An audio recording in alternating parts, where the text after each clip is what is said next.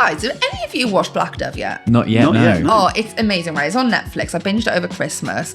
And what I particularly loved about it is that one of the big fight scenes was in a shipping container yard. Where else? Absolute classic. Every time. You know, in a film or a series, when they pan to shipping containers, shit's going down. Absolutely. It's Dexter, he was in a shipping container. Oh, really? Yeah. It's the only place I fight. I do a fight club in them. Brilliant. Yeah. Great. Well, I'll go down Cardiff Dock, see if I can spot you. By the way, you shouldn't talk about that. Sorry, yeah. This isn't going out, right? Well, guys, if you want to do something with a shipping container that does not involve violence, I would highly recommend researching lined containers because they provide storage containers, keep your goods dry, safe, secure.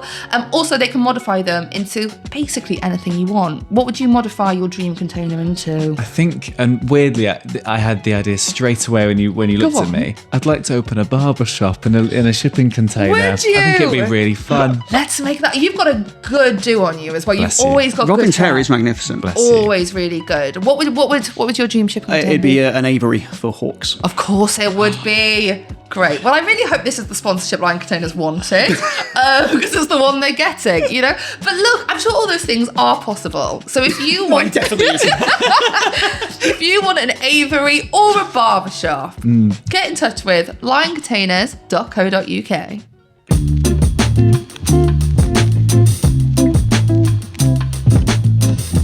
Welcome to For Wales, See Wales, with me, Will Hayward. Me, Robin Morgan. And me, Mel Owen. Now, it's a very exciting day. You might have noticed we've moved seats. Yes, I've moved seats. What are you doing over there? Because somebody is in my seat, and it's our first ever guest on the podcast. Now, people might know him as the only politician who anyone from outside of Wales knows who's in the Senedd. And he's had a lot of jobs. He's been a social worker, a university professor. I think the title now is Cabinet Secretary for Finance, which rolls off the tongue. But he was best known as the man who, for about a year, said whether you could go to the pub. So I would like to welcome former First Minister Mark Drakeford. Thank you so much for joining us. Thank you very much. Diolch yn fawr. Na, diolch yn lyflu i gael chi yma. Diolch yn fawr iawn. Edrych ymlaen, dwi'n gyfrifol am y iaith Cymraeg hefyd. Nid just y cyllid, ond y iaith Cymraeg hefyd. Don't need to do the podlediad yma pan oedd ni. What we just said, we're just going to do this between the two of us, if you don't mind. I think they've been slagging us off. Oh, you came into the pub and they changed into Welsh immediately. They were talking English before we did that. As a journalist, one of the first things you're taught at journalism school is to put people at ease, isn't it? You get much better answers if you relax people. Right. And also to thank you for coming on our podcast. We've decided to put together a little gift for you. We have indeed. Oh dear.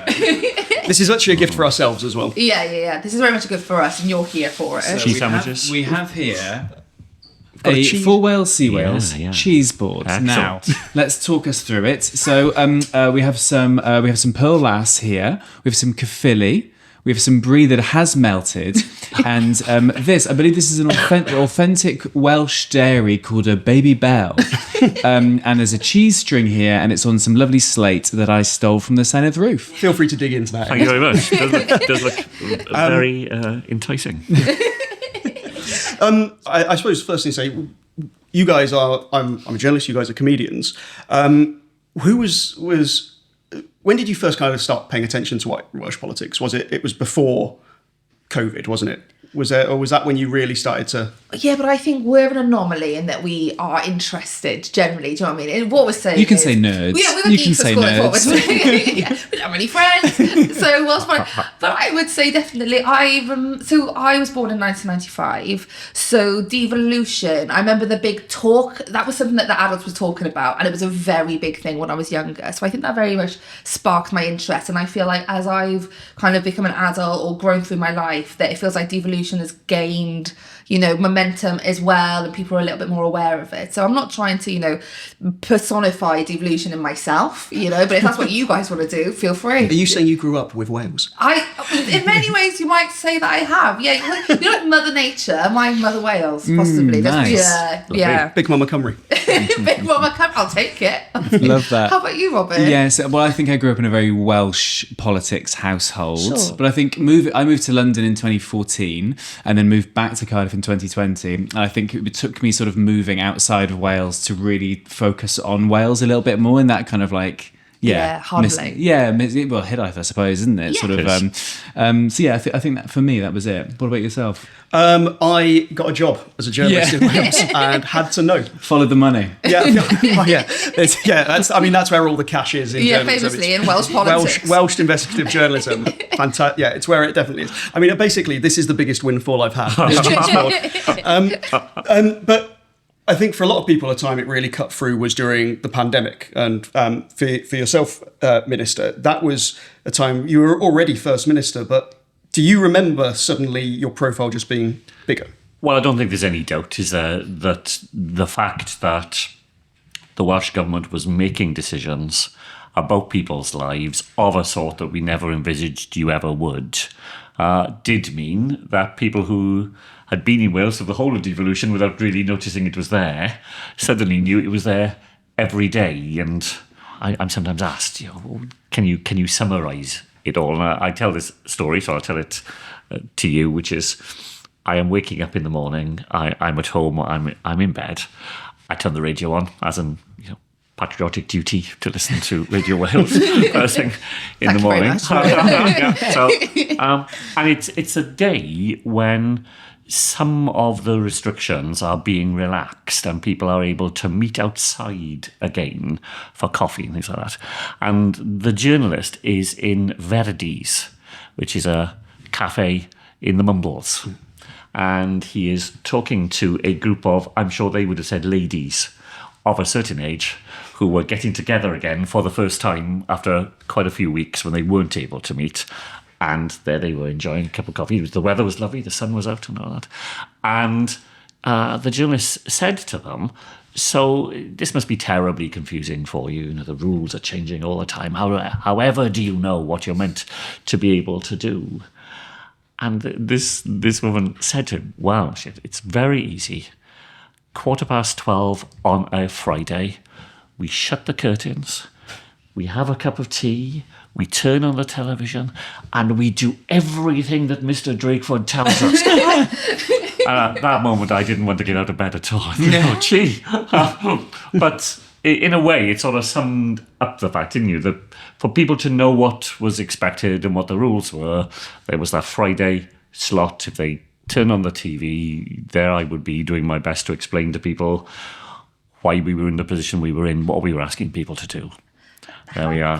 How did you handle, because that's so much pressure, hearing that and hearing that people are looking to follow you to the word, to the letter. Like, how did did that pressure get to you, or did you not allow it to? I tell it as a funny story, but in that moment, it did sort of crystallise the fact. By goodness, so many people are just depending on your ability to explain to them what is going on. But actually, I always felt right through the whole experience, I was very lucky. There was a great team of people working on it all. All you are, in the end, is the person speaking on behalf of that much wider collective effort. And I genuinely believed at the time, and I certainly believe it still, that I was doing a job. And yes, it was an important job in its way, but so were so many other people doing important jobs, weren't they? The person most likely to die of COVID was a bus driver. If you look at all the occupations, the mortality rate is highest of all amongst bus drivers. That's no surprise, is it, when you begin to think about it, because they're in a confined space, they have all the people passing in front of them all the time, you're very exposed to it, and yet people went into work every day and drove the bus because they knew that, to get people to hospital or people to work, it depended on them being there. And in a way, everybody was doing difficult and in many ways dangerous things. And my job was in that way not that different. Do you feel like in the time after those first initial years, we're thinking about going outside on a Thursday and clapping for, NHS staff and key workers. Do you feel like we've kind of lost a little bit of that appreciation for the people who are doing those jobs, like the bus drivers and the NHS staff and things? Well, I think in one way we have. I think people stop and think about it. My experience of being a constituency Senedd member and dealing a lot with people who've got issues with the health service is just the standard one, really. Once you're in the system, people get a fantastic service. and they always speak incredibly warmly of the individuals who've looked after them and the care they've been given and things. The struggle is to get into the system because the system is under such pressure, and the backlog of COVID is still real, and COVID itself is still real. There's quite a lot of COVID around in Wales just at this very moment, I think. So the impact hasn't disappeared. That does make a difference to the way people think of the service. But it doesn't, once you're in it, the appreciation of the care that people get and, the way in which people looked after, I think, remains very, very real. I think one thing I felt in COVID when I was chatting to my friends who still lived in London at that point or in England was that comparison between your sort of leadership and that of he who must not be named. And I remember that... Voldemort. I mean, kind of. Same hair. Yeah. There was, I think it was an S4C crew that were sort of following you and your team, and there was that sort of slightly candid bit of you watching one of his briefings potentially. And I think the quote was, awful. Was it awful? Well, I could say he was awful. And the truth of the matter is, in that meeting, he was awful. Yeah. He wasn't always awful. Actually, trying to be fair to things, I have sat in meetings with the then Prime Minister when he did know what the agenda was, and he did know who else was in the room, and he did know what the purpose of the meeting was for. In some ways, compared to some people I've worked with, he was a courteous chair of a meeting. He made sure that if somebody wanted to say something, they had a chance to say it. In that particular meeting, it seemed to me he had very little idea of what the meeting was about. He had very little idea of who was in the room. He had very little idea of what we were all there to do. Now, Prime Ministers have hugely pressurised diaries. They are shifted from one thing to the next without 10 minutes to think about what's happening and all the rest. So, especially when you're writing a biography of Churchill. Yes. For the third time. When you're Nobody's having to read Henry IV Part 2 again. But on that day, I thought he was awful. Sure. When you were in that, you were obviously very vocal about wanting that partnership with the UK government.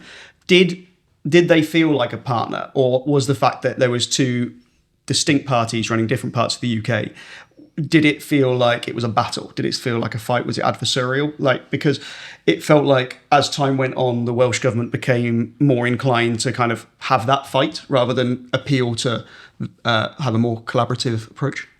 To begin with, they were always much more worried about the Scots than us. And you get caught up in the backwash of that.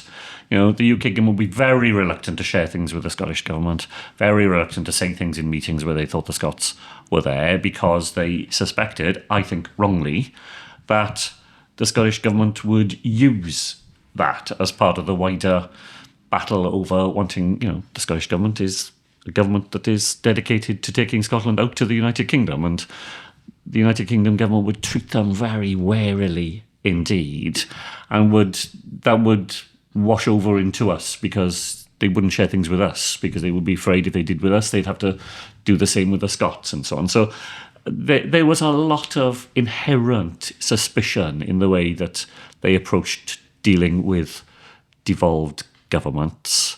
All I wanted was a chance to be able to be round the table and share information together. Once a fortnight, I wasn't expecting anything much more than that. We would all have been better informed and all have made better You didn't want him to be texting decisions. you all the time? I did not, no. No. Yeah, we were in a WhatsApp group. I'm very happy to be. We couldn't even get that to happen, really, partly because they were overwhelmed by it. They're dealing with Brexit, remember, at the same time. They've got no plan for that either. So they're overwhelmed by all sorts of crises, and finding even a simple pattern of meeting seemed beyond their ability to organise. And partly as a result of that, the divergence becomes greater because you don't have those opportunities to try and share and see where you can work together. The UK government always seemed to me to be riven between two very different points of view. There were some people in there who thought that the responsibility of government in a public health crisis was to protect lives and to do everything they could to do that. But there were another vocal group of people inside the UK government who believed really that it was all an overreaction COVID, that it was much more of an economic crisis than a health crisis, that lots of the people who were going to die anyway because they were all over 80, as the Prime Minister said in one of his... Is there anyone in particular who you think that... Well, I think it is people more in the economic space in the UK government. And, it's not unfair to be worried about the economy because, the economy was going through a really bad time. But there was a contest inside the UK government for which of these you put first. Was this primarily a health crisis in which you did everything you could to respond to that, or was it really a economic crisis in which you could sacrifice a few lives in order to keep the economy going? And that debate went on all the time, and it was never a debate in Wales because we were because we knew all the way through where we would put our priority. And the result is that they were always, it seemed to me, to be over-promising, always trying to accelerate the timetable. It'll be over by Easter, it'll be over by Christmas, it'll be over in 12 weeks, all of that sort of stuff, which undermined people's confidence because none of that was ever deliverable. And where, if you could shortcut your way to lifting restrictions and stuff like that, you did that. And we saw the impact of that several times, didn't we, when new variants emerged. And so the gap between us was real in that sense, and it became more real as the time went on. Because of that gap, obviously there were times when the policies in Wales were different to what they were in England, and I think there were swathes of the population in Wales looking over the border thinking the grass is greener and we wish we were doing things that way, and that led to quite a lot of vitriol towards you at times. Obviously you're a politician, but on a human level, how do you deal with something like that? Well, I partly deal with it by not attending to it too much, because I think if you spent your whole time reading or hearing the bad things that are said, you probably would find it difficult to just keep going. So part of my coping strategy is just to recognise that that's there, know it's happening, but you don't need to get yourself drawn into it too much. All the opinion poll testing that we did, and there was lots of it, and lots of it was paid for by the UK government, told us that for every person in Wales who thought we were going too slowly in reopening things or anything to happen, there were 2 people who thought we were going too quickly. Sure. But when there were people outside your house even, as a human being, that must be horrible. Because you live quite nearby. I do. I don't want to make it all about me, but it was quite inconvenient. The process on that road, it was a bit selfish actually. Yeah. But how, in a human level, that's horrible looking out your bedroom window and people are protesting outside your own home. Yeah, no, I think that was a very bad and bleak moment. Myself, as you say, you put yourself into these positions. I would occasionally complain at home about these things, and my wife would always say to me, "Well, nobody makes you do these things." Sounds fantastic. Nobody makes you do this. So yourself, you sort of know. But in the house that day, my wife was there. My mother-in-law, who would have been about 95 or 96, was there. My 3-year-old grandson was in the house at the time, and I did feel I'm really, really sorry that I have managed to put them in this position. Sure, because they were afraid. I wasn't afraid. I never believed that there was a real threat of physical harm or anything like that. These are very noisy people and all of that, but I didn't worry about them being there. But for people who are not expecting it, haven't volunteered to be in that position, it was an authentically frightening experience. I guess because you're a politician, you're much more used to that kind of adversarial nature of just how people conduct themselves, whereas for everyone else, it's just like, well, it's probably, actually, journalists, comedians and a politician, we're probably all used to being shouted at for different reasons, aren't we? Yeah, quite different reasons, yeah. Yeah. No one cares about my opinion on COVID, sadly. What's the worst heckle you guys have had? Is there anything you've taken really personally? Nothing that I've taken personally. I once got booed off stage after 13 minutes, and a member of a stag do went to the bar when I was on stage, bought a beer to hand it to me to sort of pay me off. and I heard a best man apologise to the stag who he's with for my performance, as if I was the final nail of the coffin of this terrible weekend. That was pretty. And then I got on a mega bus back to Cardiff. Those are the worst ones. Those are the ones where they're not like being rude, they're just disappointed. Yeah. The ones who just, you'll see, because they forget you're not on TV, you can see them, and it's the ones that turn to each other and go, she's not very good, is she? Louder than you think, you know. So we get a bit of that, but gladly no one turns up outside my house. Yeah, no one's ever heckled me outside my front door. They're not followed you. Not follow me home. No, but you get a lot of stuff online though, don't you? Oh my god, yeah. Like I was just actually before we started, I looked at my direct messages on Elon Musk's platform of disinformation, and it was some people like. You kind of phase it out, but some of them are so weirdly. They'll pick up on something like really, really, really like odd. Like, yeah. One person says, you say essentially all the time, you're really shit. I was like, and what annoyed me most about that is I do say that a lot. You're like, they have a point. And I am quite shit.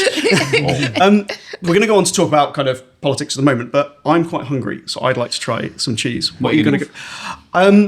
I'm actually going to go for a Caerphilly. On brand, isn't it? For Wales, I'll go for a Caerphilly. Minister, which one are you going to go for? Well, first? I'm afraid Caerphilly is me too. Yes, we all go for a Caerphilly. Let's go for a Caerphilly to start off. Caerphilly is one of my very favourite cheeses. Enjoy. This is going to be incredible audio content. Yeah. The ASMR here is going to be stunning. Caerphilly, for cheese, not the place, it doesn't look like it's going to be a crumbly cheese, but as soon as you put it in your mouth, it does crumble, doesn't it? And there's salt in it. Yeah. There's that aftertaste you get with Caerphilly. It's always got a bit of salt in the back of it, which is not very bad for you, but very nice too. Live a little. Exactly. We're still trying to get some cheese sponsors of the podcast. That's what we're trying to do. If the town of Caerphilly would like to sponsor us. Nice. That's really good. You didn't fancy the cheese string? I'll take one for the kids later. Okay. They can. I'll throw it into the living room. They can fight over it. They will enjoy cheese strings, I know.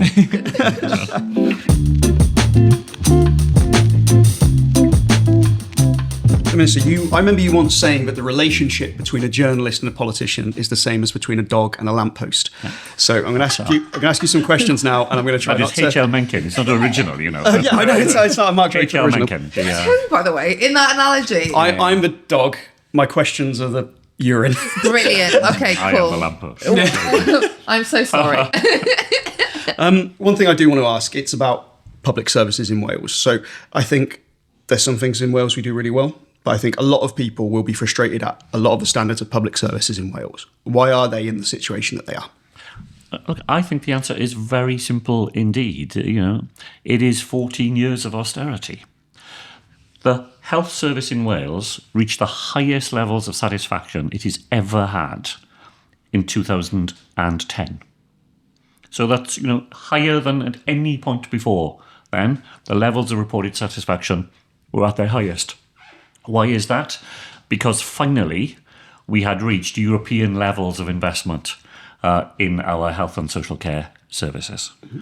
And the next 14 years are a history of, reduction, and you see how difficult things are today. So you cannot have European standards of public services on American levels of taxation and investment. And we've had that experiment played out in front of our very eyes. We had a government from 1997 to 2010 who did year on year increase the level of investment in public services. And lo and behold, those services got better and people's satisfaction with them rose as well. And now we've had 14 years of ever reducing levels of investment.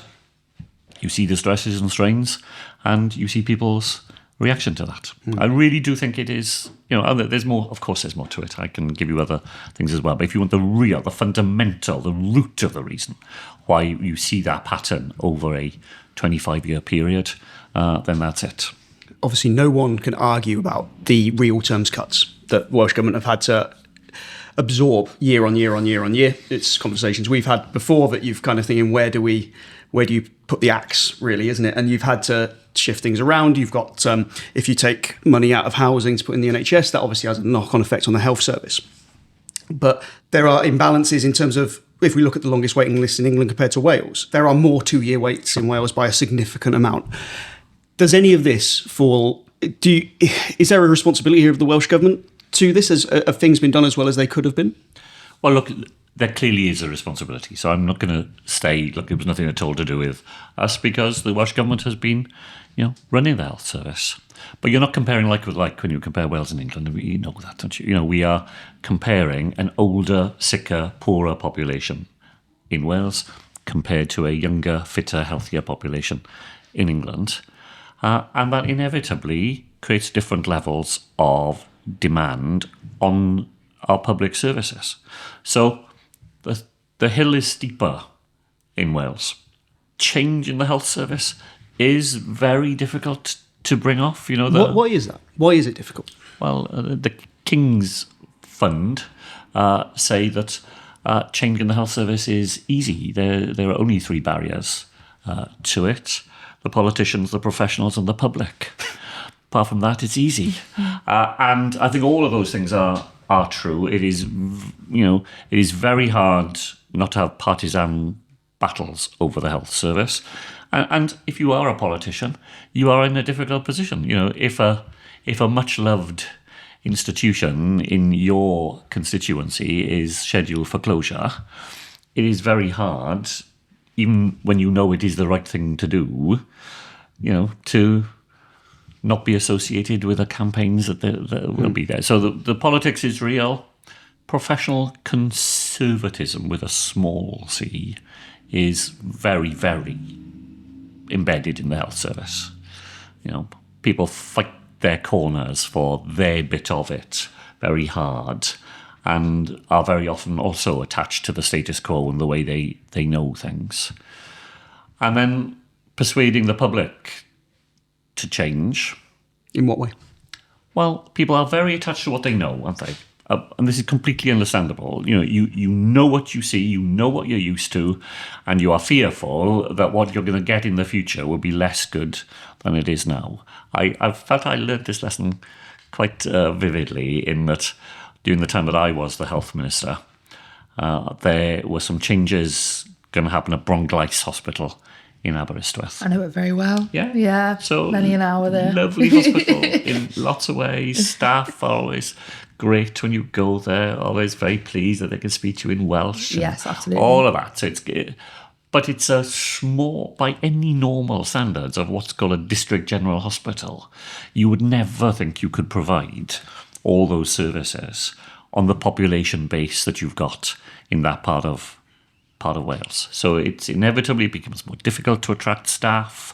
Staff don't get the experience they need to keep their professional licence going, all of those things, and change becomes inevitable.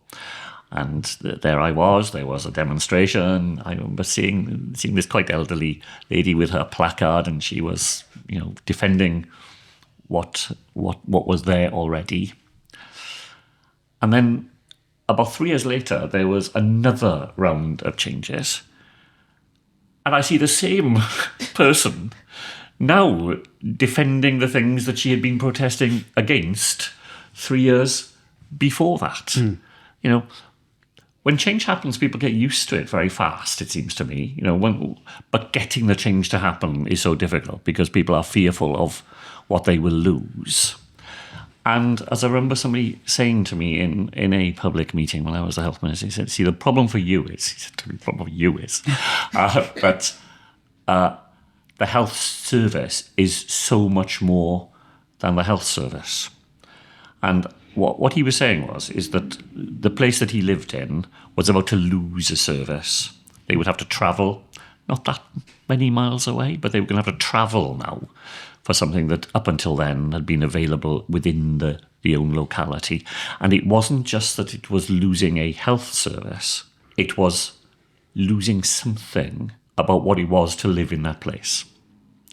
That somehow this was, going to devalue the nature of that community because now there was another thing that they didn't have. They probably had a school and they maybe didn't have a school. They probably had a pub and the pub probably wasn't. And now they were going to lose something else. And this is bigger than the narrow loss. It's something more fundamental about the value you attach to the place that you are in.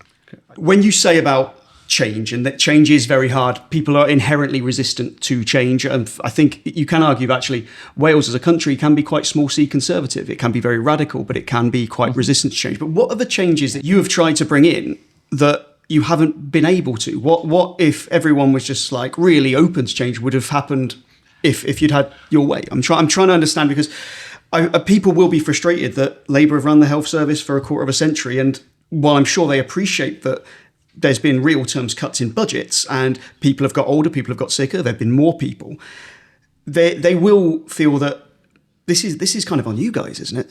Well, if you're asking me, if you had a blank sheet of paper and could just do the things you think needed to be done, here will be three other things that I think we've struggled to do that you would do more. We would have fewer hospitals in Wales. We have too many hospitals and too many beds. As a sort of, like a layman, a civilian on the street, that's so surprising to hear. So I'm Aberystwyth girl, that's where I know Bronglais so well. There was a time as a child where if I had to leave Bronglais, the next closest one was Wolverhampton. So, as a civilian, that's a really surprising thing to hear. No, I know, but that is the truth.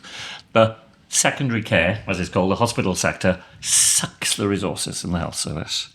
And yet 9 out of 10 contacts between the individual and the health service happens in primary care, in your GP surgery. 9 out of 10. But the money is nothing like that. The money is sucked into the hospital sector because it's so expensive to run. And so the first thing I would say is we are over-hospitalised in Wales. So if you had that magic wand, what you would say is you'd wave it. I don't know how magic wands work. But you would say, right, instantly we are going to have fewer hospitals and 50% more cash is going into local care. Yeah, into the front end and why, of the health service. Why can't you do that? Well, you try proposing that a hospital in Wales closes. I mean, look, it does happen. 2 hospitals have closed in my own constituency without there being a huge ruckus about it, because the health board was able to persuade people locally that the alternative was going to be better and wasn't going to be that far away and all of that. But it's hard. What was the alternative in that? Was it a nearby hospital, or in terms of sort of 24-hour access to healthcare when those hospitals close? Where would that person then go? It's to do with persuading people that an alternative service will be provided. It's going to be better because the hospital you're closing was built in the Victorian era with, all the constraints that proposed. And what you're going to get instead, is a 21st century facility with all the things that the health service can do now that it couldn't do 150 years ago.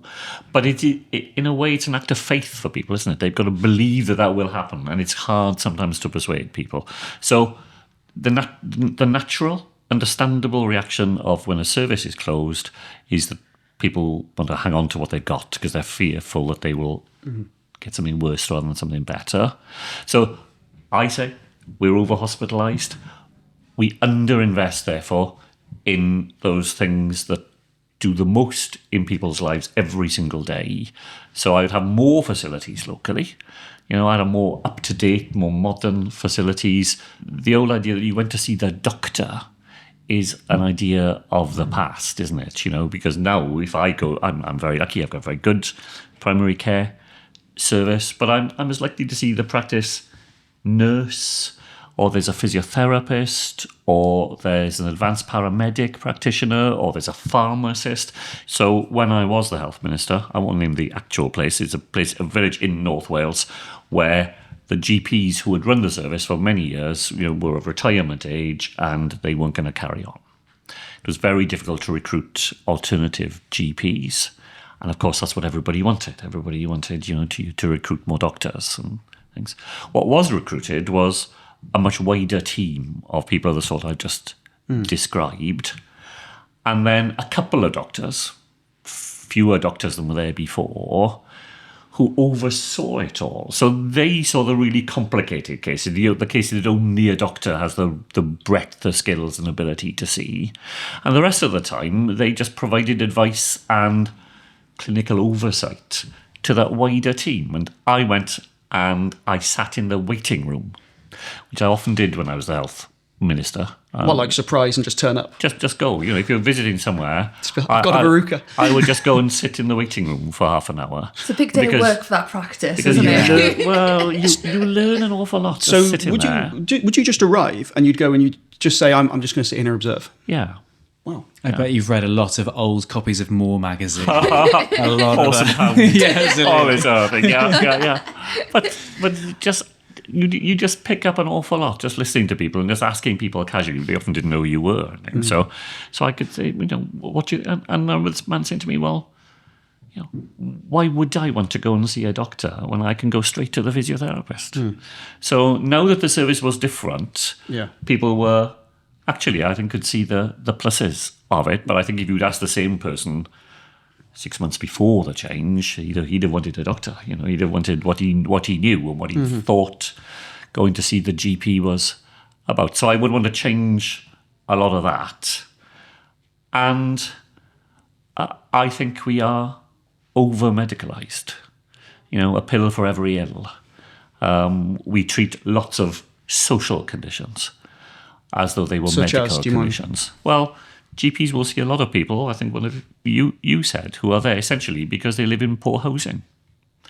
And, the poor housing means that things are damp, and the damp exacerbates the long-term lung condition that you got. So we treat the lung condition, whereas but we don't treat the black mould in their bedroom. But we don't manage to put money into the things that would stop them from needing to see the doctor in the first place.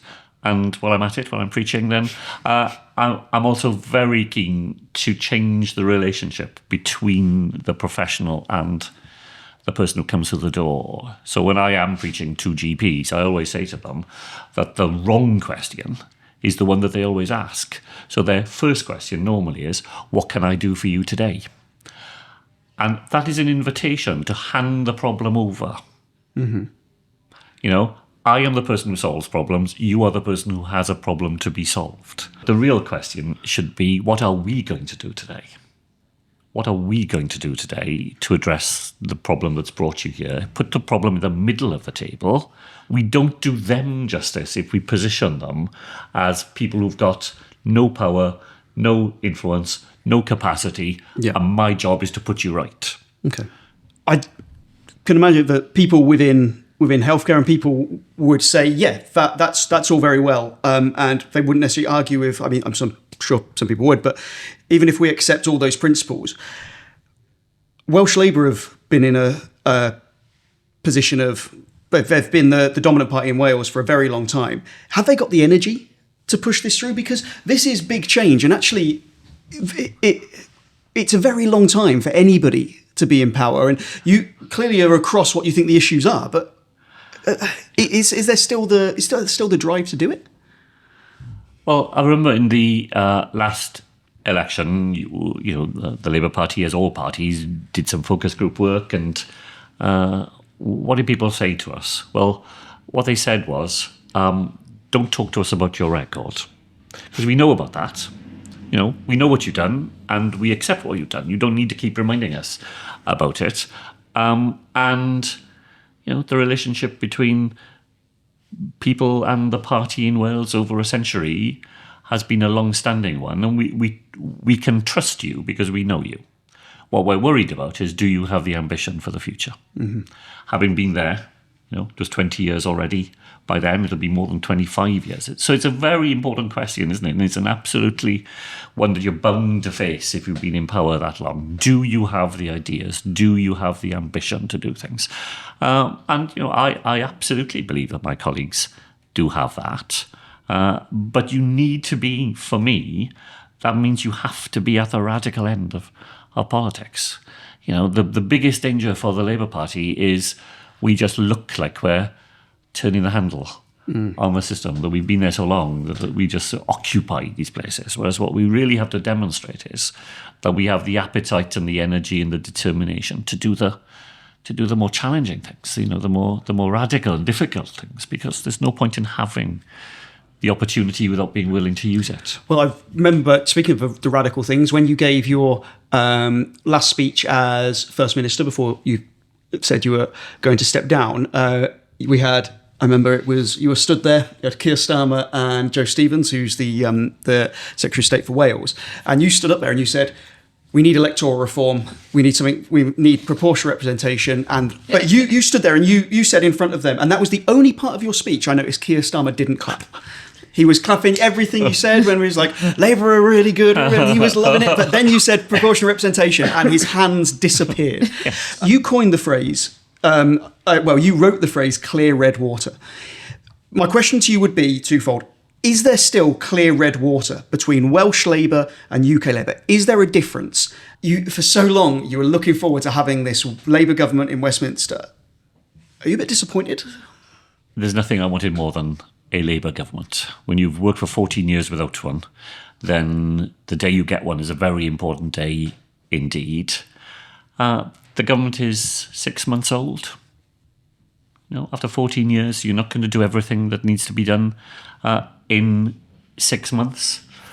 Does this mean that we agree on everything that our colleagues in London are doing, or do we think that they agree with everything that we would want? Well, it's not going to be like that, and nor should it be like that. There's going to be grit in the relationship, as well as being very, very glad indeed that we've got the opportunity to work with our new colleagues. So there's a list of things, that it seemed to me does demonstrate an agenda that is particularly Welsh and particularly Welsh Labour, where we are going to have to work hard to persuade our colleagues in London that these are the right things, and we're not always going to agree. We will have in sometimes to, be willing to say that a bit directly. So, on my list of things would be HS2 is a scandal, isn't it? Mm-hmm. That a railway line that is entirely in England and has no beneficial impact in Wales, that it's treated as though it was an England and Wales project, and we get no benefit as a result. So you were looking to take the Tories to court over this, weren't you, at one point? So. Indeed. Now, look, the Treasury remains adamant that they've interpreted the rules in the right way, and that there's nothing wrong here. Well, I don't agree with that, and we will continue to challenge that. And I think the Crown Estate should be devolved to Wales as it is in Scotland, and that would give us a better opportunity in Wales to take advantage of our natural resources in an era where renewable energy is the future of the globe, and Wales is so well placed in that, and yet we lack control over one of the really big things that would allow you to make the most of that. So for people listening, the Crown Estate is land and property owned by the Crown, which essentially goes to the state. But in Scotland, that goes to the Scottish government. But in Wales, that goes to Westminster. Goes straight to Westminster. We don't see any of it. So all that land on the west of Wales, all the land under the sea where the floating offshore wind will be developed, all of that belongs to the Crown Estate. And, I'm not saying the people who run the Crown Estate in Wales, do work with us. I think they are very keen to make sure, but the direct benefit just bypasses Wales. And there's something in Wales about that just triggers our history, doesn't it? What, the extraction of resource? Yeah.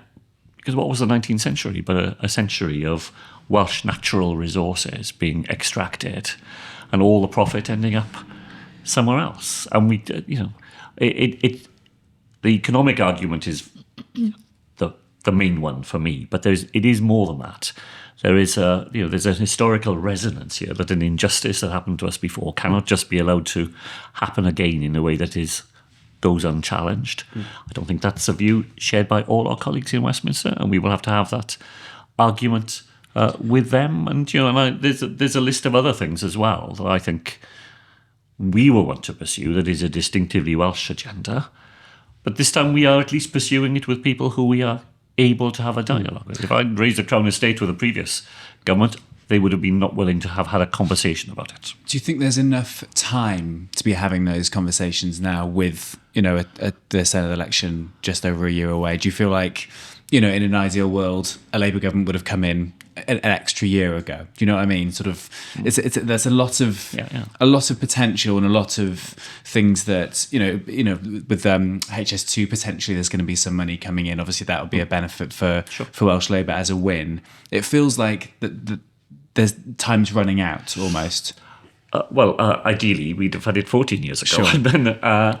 But you're right. The timing is... The electoral cycles are not fantastic from a Welsh Labour point of view, because there won't be enough time for an incoming UK Labour government to demonstrate, that the hard things that are being done now will turn into positive things in the future.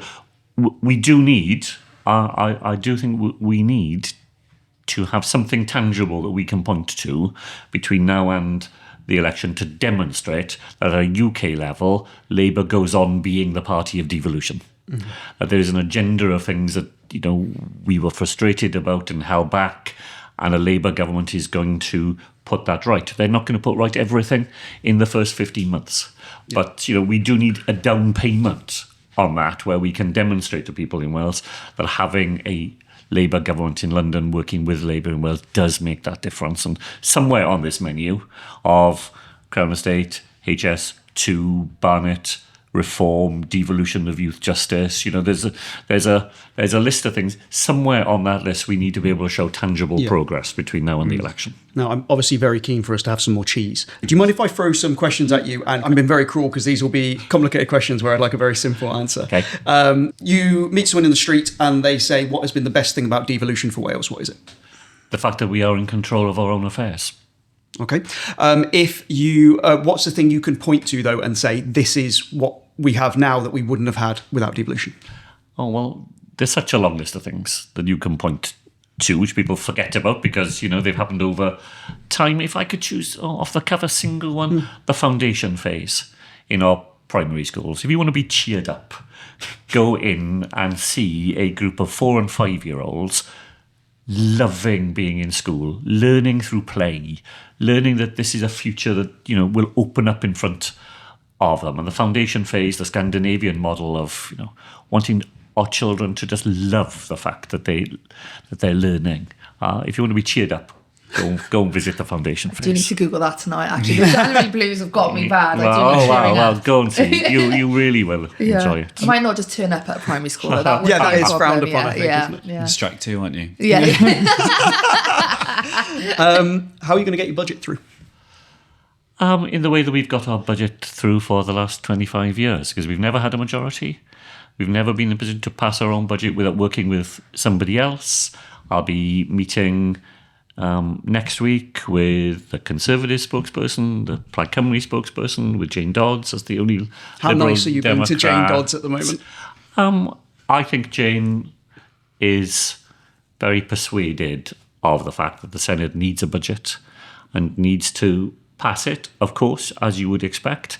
There are things she would like to see, and she'd like to see her influence on that budget. And I'm very happy to have those conversations with her in the hope that we can come to that accommodation. But I'm also willing to talk to others as well. We need to find somewhere where a budget that will have £1.5 billion worth of additional investment. I can barely believe myself saying it after all the years when we had, 2 brass farthings.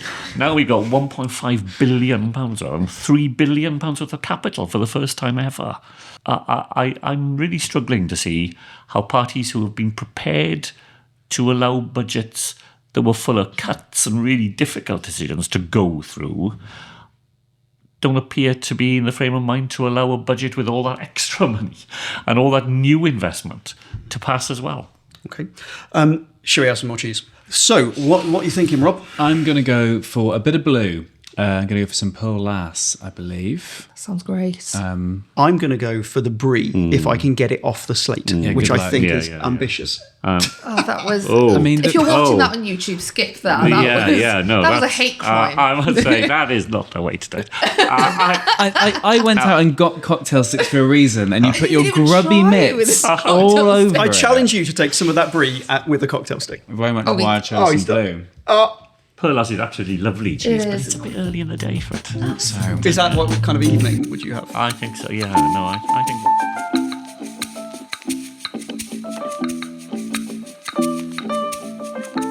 think... When people talk about Wales, and Wales being this distinct thing, what is a Welsh identity? How is Wales different to England in terms of the people? Well, I think we're different in so many ways, aren't we? Although the things that unite us are more important than the things that divide us. That's why I'm a socialist, not a nationalist, because in the end, people's chances in life are shaped by their economic circumstances rather than where they happened to be born. So, a child growing up in difficult circumstances in Wales faces the same dilemmas and difficulties as a child in Wigan in the same position. And in the end, that's more Would important Plaid to me. Cymru not say you can be both? Well, I think in the end you can't, So I grew up in Carmarthen in the 1960s. When these debates were very real, and they, in a way that's quite hard to imagine today. Gwynfor Evans? People talked about these things on the playground and things like that. Did they? They did. No, see, I knew you'd You laugh. talked about it on the playground, no one else would talk to you about it. No, absolutely not. Somebody tags you and you go, well, I think you're fine. You can't. People used to march about. You won't believe this, I know, but people used to march about the playground and chant. This is in secondary school, Georgie had a little mam, her hair was white as snow, and everywhere that Georgie went, his mam was sure to go. So this is George Thomas, the Secretary of State for Wales at the time, whose mother accompanied him always in the back of the Rolls Royce. And people would chant things like that. But Liam was a lot more have, eloquent in those days, wasn't it? Yeah. I came into school every day to see where the latest set of road signs were being dumped.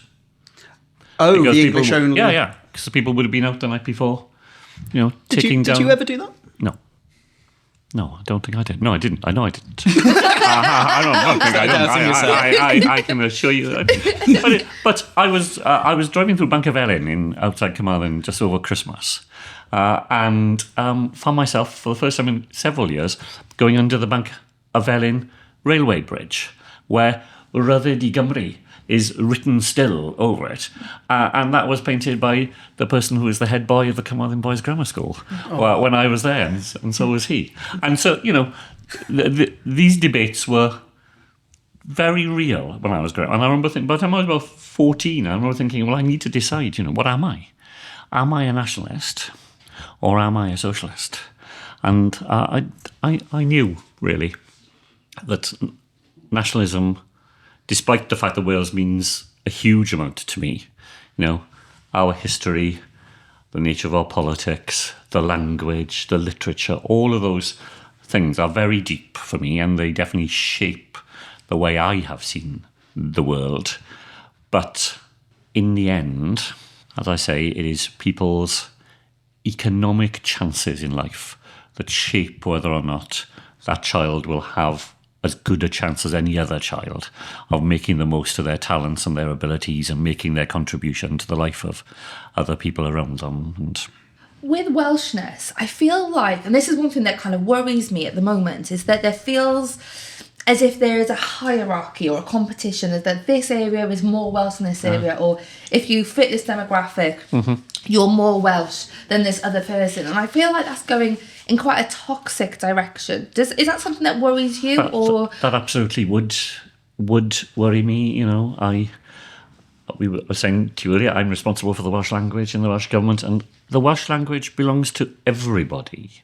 And I don't believe there's anybody in Wales who doesn't speak Welsh.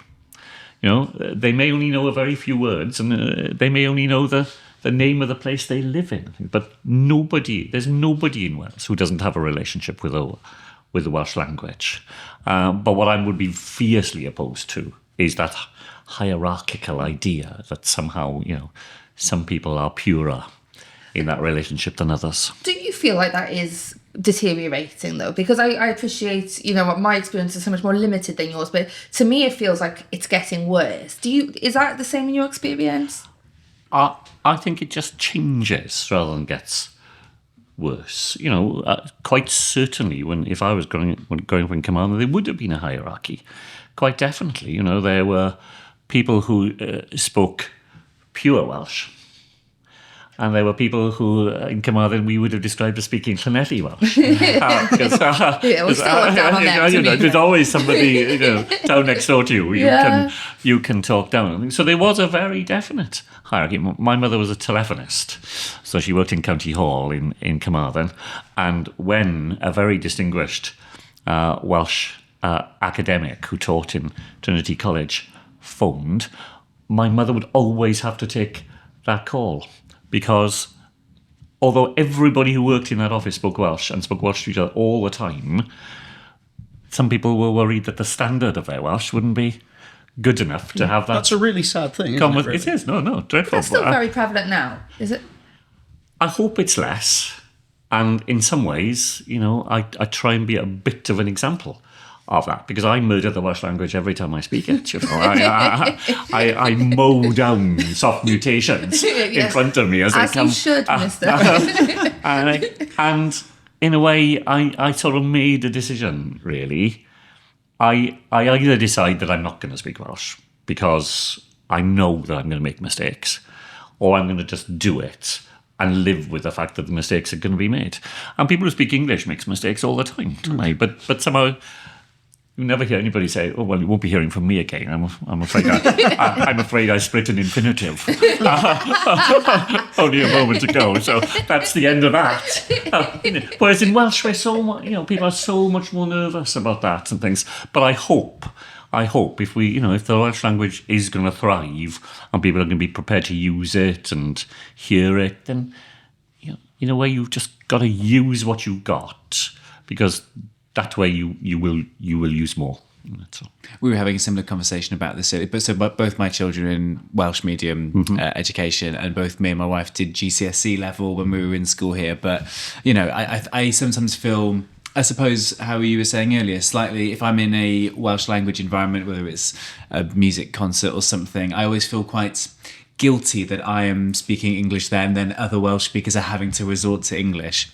And I think I feel like within my circles, there isn't so much. I feel like it is getting better in terms of prejudice is the wrong word, but the idea of being looked down on for not speaking Welsh, and like being a learner, I feel like even the phrase being a learner, I feel like that's something that it has come leaps and bounds in the last few years, Yeah, so there's the debate between learner or new speaker. Sure. There's that, which I think shows positive progress. That we want to be respectful of the people who are learning, because I think there definitely was a time where it was like, oh, they're a learner, you know. But and then when you become a learner and a fluent speaker, so I think I like this new speaker tag. I like that a lot. Going to have to address the elephant in the room. Are we related? Well, your many followers believe so, but that's yet another example of the strange world that exists out there, doesn't it? Yeah. I remember getting hundreds of messages about the fact it wasn't right that I was scrutinising you and you were my uncle. And it got to the point I was like, I don't know how to debunk this. I don't know how to prove this isn't the case. Which is why this episode is sponsored by Ancestry.com. Get us in! Do you but on that subject of misinformation, I think people can understand that people in Wales have a lot of legitimate reasons to be unhappy with their current situation in terms of economically or in terms of some of the services they receive. A lot of people are turning to reform, aren't they? In terms of they came second in 13 of the Welsh constituencies. Polling suggests they could be level with Welsh Labour. Can you give me your thoughts on, is it a concern for you? Is it more of a concern for you if Reform are doing well, if it's Plaid Cymru doing well? I'd just be interested in your thoughts on them. And do you think do you take them seriously as a threat? Well, I think you should take them respectfully. I don't myself think the way to engage with people who think differently to yourself or who would support other political parties, I don't think the way to deal with that is by being dismissive of people or, some of the stuff you hear about far right. Or I don't think that's the way to do it. I think you've got to be willing to engage, and I think you've got to be willing to listen carefully to what people say. And I think you've got to be willing to be very direct when you think that what people are saying is based on misinformation and a view of the world that wouldn't stand up to examination. So, my starting point is to want to try and understand why people feel that the very simplistic, often blaming ideas that exist out there on the populist right, why do people feel attracted to that, and what sort of conversation would you need to have with people before they would be prepared to look more, in a more rounded way at some of these things. So I'm concerned about it in the sense that, lots of the stuff that gets said by some people on those further fringes clearly is designed to find scapegoats and to persuade people that because they're facing difficulty, it's because someone else is to blame and things like that. And that seems a very unhealthy way to be trying to shape a society in which we get along with one another and we make the most of one another rather than the worst of one another. But the way to do it is to be respectful and to be engaged rather than to be blaming yourself and dismissing people as though their views are just not worth even listening to. How do you think that engagement will take place then? Is it door knocking? Is it media? Is it how do you feel like Welsh Labour can, I suppose, convince the people who might be leaving Welsh Labour to vote reform? How are those conversations going to happen? Because you mentioned earlier people being, resistant to change, whereas change seems to be kind of what people are saying in terms of wanting a change of government in that respect. So I suppose we've talked about this before on the podcast. How do those conversations happen? How does that engagement happen? Yeah, I'm not sure that I'm the best person to be able to answer that question because the nature of communication in politics has changed so radically during the time that I've been involved in that I don't know that I'm the best person to know how the future unfolds. What I'm used to and what I enjoy is knocking somebody's door and talking to people and having, I'd rather do that than even speak on the phone. I find even using the phone now a bit advanced. Really. It's very millennial of you to not want a phone call. Our generation do not like. When somebody calls me, I will hang it up and then text them what is wrong. That explains why you keep hanging up. Yeah, that's the reason. I see that. So I am used to and am most comfortable with those actual direct encounters with people, but I guess the future is already here in some ways. And most people don't get their information that way, and don't get their information from places where I am likely to be found, looking for information. So I try and guard as much as I can against sort of old manism, in thinking that things are worse than they used to be, because on the whole things are better than they used to be. And I think sentimentality is, one of the worst, most wasteful sort of emotions in this way. But there are days when I look around the world and think, it's a place I'm ceasing to understand, really. I mean, how could anybody vote for President Trump? It baffles me completely, given what we know, that someone could say, oh, this is the right person to vote for. But millions and millions of people do. So the fault is in me in not being able to have a sufficiently wide enough sympathy with other people's view of the world to be able to understand it. But I do struggle to understand it. Is part of the rise of the Trumps and the Farages of this world, is that in any way a failure of kind of established parties? Obviously, there are things you think you could do better. I'm not blaming you for Trump specifically. No. Well, but we'd like you to. I think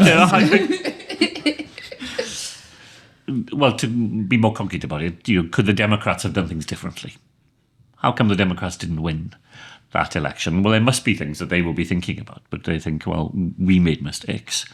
But I don't know that that's the whole of the explanation, because you are up against other forces and things, aren't you, that maybe are harder to anticipate and harder to combat than they once were.